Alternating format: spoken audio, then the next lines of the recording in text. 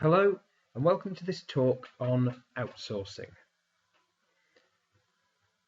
I'm going to look at what outsourcing is, the reasons for outsourcing, the advantages of outsourcing and the disadvantages of outsourcing. So to get us going, we need to have a look at outsourcing and decide what it is. So outsourcing is defined as the contracting out of a business process to another party. In order to help us understand that, the first part we're going to look at is contracting. So a contract is an agreement between two or more parties that is legally binding. So outsourcing here is making an agreement between two parties to provide a business process.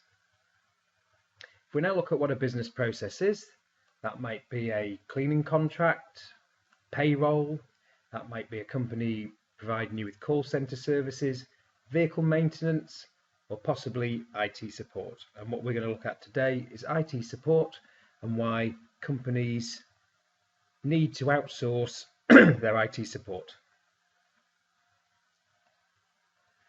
So if we start now to consider the reasons behind outsourcing IT support, probably the simplest way to look at this is if we consider a business. So if we look at just a small firm of solicitors and try and understand what they do and therefore why they need to outsource their IT support. So a firm of solicitors, they're going to do things like meeting with clients, they'll be writing letters, sending letters, they'll be sending and receiving emails, they'll attend court, and they're probably dealing with the purchase and sale of properties.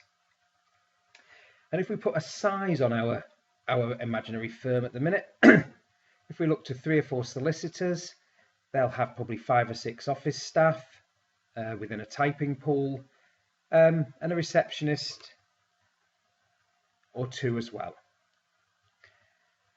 So when we look at these, excuse me, when we look at these and we see the simple processes that they're doing day to day, we now need to look a little bit further and consider what IT functions they're using.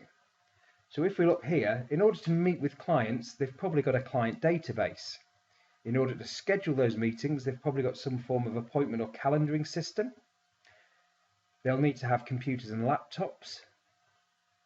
Those laptops and computers will need to connect to something, so there'll be an internal network within the organization. In order to write letters, they're going to need some form of office software.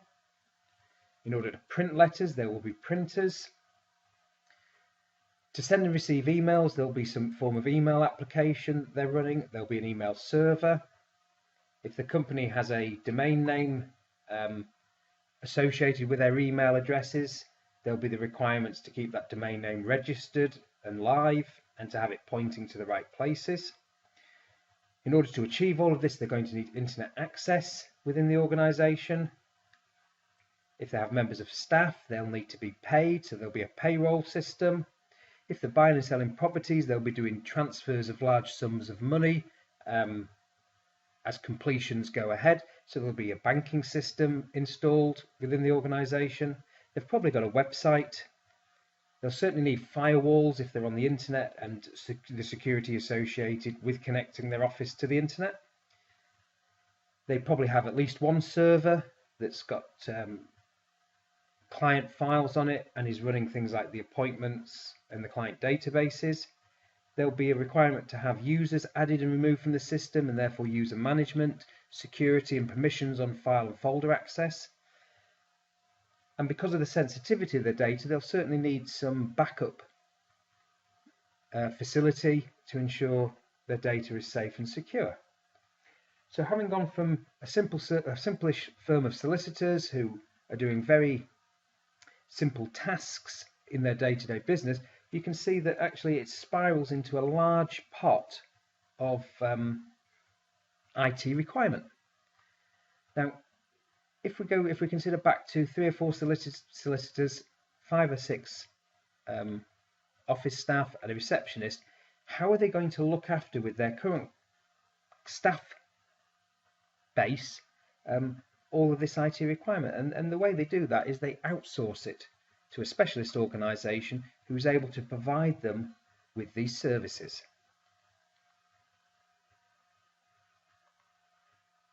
So the advantages of outsourcing IT services, particularly if we look at these, if our firm is solicitors again, they have a large requirement for IT support across some quite specialised areas within their organisation. So if they have the ability then to outsource this service to another organisation, then they'll excuse me.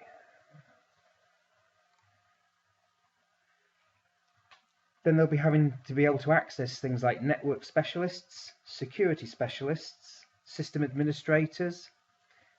They'll have an IT repair function, probably an IT maintenance function, data backups, possibly disaster planning, and all of this will be under the agreed service level that they've negotiated and signed up for with the provider of the service.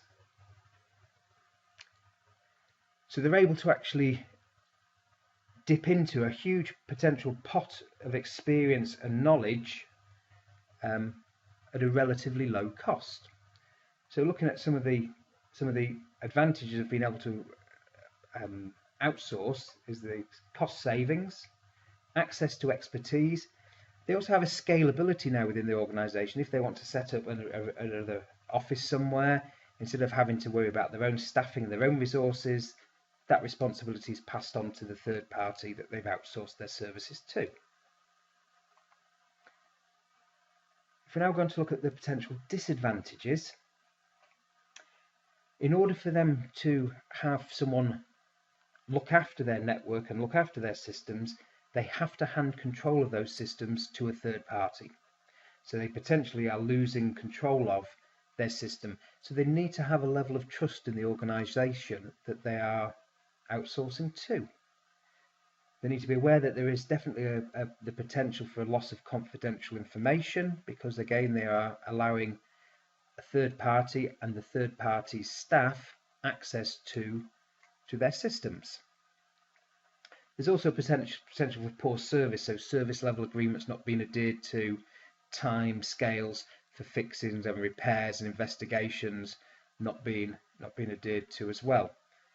But from that kind of firm of solicitors' point of view, they need access to actually a wide range of knowledge to support the IT that they use, and they couldn't possibly pull that in-house even in just one or two individuals. So they're an ideal candidate to outsource that requirement and that function within their business to a third party. So hopefully at the end of this you now have some ideas on what outsourcing is, the reasons for outsourcing, the potential advantages that are achievable, and also the disadvantages that you need to be aware of. But if you find the right company that has the right reputation with the right kind of professional staff, outsourcing your IT function and getting on with your own business and letting someone else worry about your IT for you makes really good sense. Thank you for listening.